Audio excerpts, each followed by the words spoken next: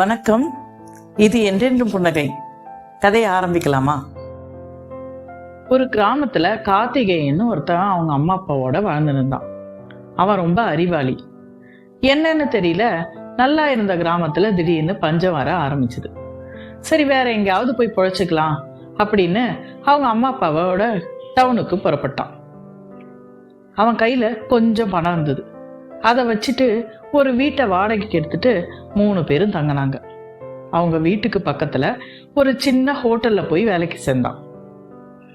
கொஞ்ச நாள்ல அவன் சமையலை நல்லா கத்துக்கிட்டான்.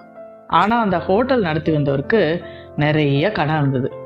அதனால ஹோட்டலை நடத்தவே ரொம்ப சிரமப்பட்டார். ஒரு நாள் கார்த்திகேயனை கூப்பிட்டு, எனக்கு நிறைய கடன் இருக்குப்பா, அதனால ஹோட்டலை நடத்தவே ரொம்ப கஷ்டமா இருக்கு. உனக்கு சம்பளம் கொடுக்குற நிலையில நான் இல்லை. அதனால நீ வேற எங்கேயாவது வேலைக்கு போய் சேர்றதா இருந்தா சேர்ந்துக்கிய அப்படின்னு சொன்னார். அவன் கொஞ்ச நேரம் யோசிச்சுட்டு, சரி, நீங்க எனக்கு சம்பளம் தர வேணாம், எனக்கும் என் அப்பா அம்மாவுக்கும் சாப்பாடு மட்டும் கொடுங்க, நான் இங்கேயே வேலை செய்யறேன் அப்படின்னு சொன்னான். அவரும் சரின்னு ஒத்துக்கிட்டாரு. அவன் கையில இருந்த பணத்தை வச்சு கொஞ்ச நாள் தான் ஓட்ட முடியும். என்னதான் சாப்பாடு பிரச்சனை தீர்ந்தாலும் வீட்டு வாடகை அப்படின்னு மற்ற செலவெல்லாம் இருக்கே, அதுக்கெல்லாம் என்ன பண்றது அப்படின்னு யோசிச்சுக்கிட்டே இருக்கும்போது அவனுக்கு ஒரு யோசனை தோணுச்சு. அவன் நேரா ஹோட்டல் முதலாளிகிட்ட போனான். சார், நம்ம ஏதாவது புதுசா செய்யலாமா? நம்ம வழக்கமா செய்யற சமையலை விட வேற ஏதாவது புதுசா செஞ்சா நிறைய பேர் வருவாங்கல்ல அப்படின்னு கேட்டான். அவரும் சரி, முயற்சி பண்ணி பார்க்கலாம்ப்பா அப்படின்னு சொல்லி புது புது வகையான சமையல்லாம் செய்ய ஆரம்பிச்சாங்க. அவன் நினைச்சபடியே எல்லாரும் ருசியா இருக்குன்னு சாப்பிட வந்தாங்க. அப்ப ஒரு நாள் பக்கத்துல ஊர்ல இருக்க ஒரு தலைவர் அந்த ஹோட்டலுக்கு சாப்பிட வந்தாரு. அந்த சாப்பாடோட ருசி பிடிச்சு போகவே அவர் பொண்ணோட கல்யாணத்துக்கு அவனையே சமைக்க கூப்பிட்டாரு. அவனும் சமைக்க போனான். அதுக்கு நல்ல தொகையும் கிடைச்சது. அதுல பாதி பணத்தை வச்சு அந்த முதலாளியோட கால்வாசி கடனை அடைச்சு மீதி பணத்துல வியாபாரத்தை பெருக்கினான். டவுன்லயே அந்த கடைக்கு தான் நல்ல பேர் இருந்தது. முதலாளியும் அவனை பார்ட்னரா ஆக்கிட்டாரு.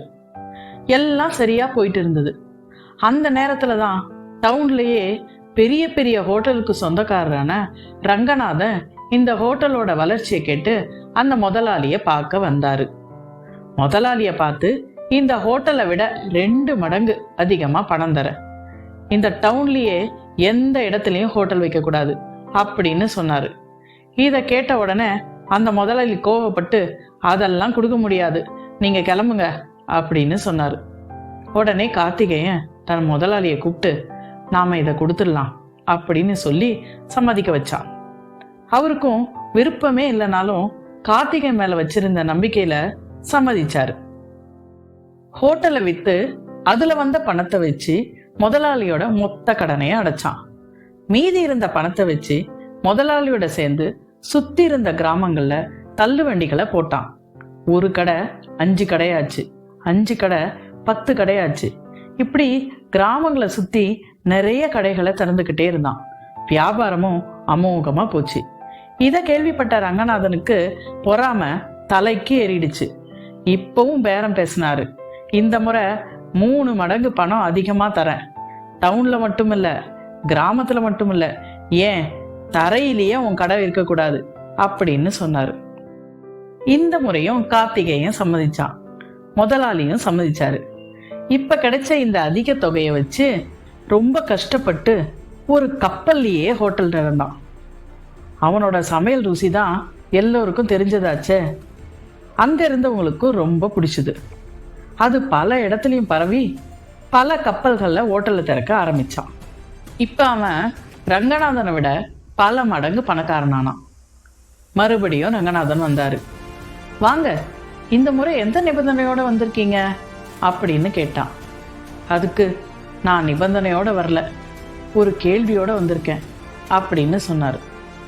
டவுன்ல ஹோட்டல் வைக்க கூடாதுன்னு சொன்ன, நீ கிராமத்துல சுத்தி கடை போட்ட, இனிமே தரையிலேயே போடக்கூடாதுன்னு சொன்ன, இப்ப கப்பல்ல போட்டிருக்க, ஒருவேளை என்கிட்ட பணம் இருந்து நீ இந்த கப்பல்லையும் போடக்கூடாதுன்னு சொன்னா எங்க போய் ஹோட்டல் வச்சிருப்ப அப்படின்னு கேட்டாரு.